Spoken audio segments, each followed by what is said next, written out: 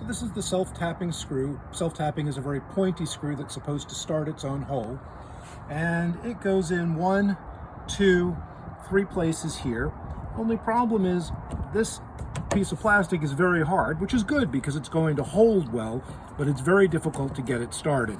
I'm not pushing that hard here, but I've done it on the other side, and I guarantee this is difficult. So your alternative is to drill a pilot hole, which is a little difficult because you're going at a very sharp angle, particularly on that one and that one. And it's difficult to get a good straight line. So the other possibility is to get a long-handled extension for your drill, like that. And that way,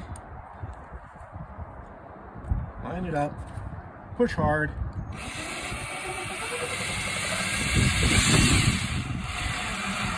and voila.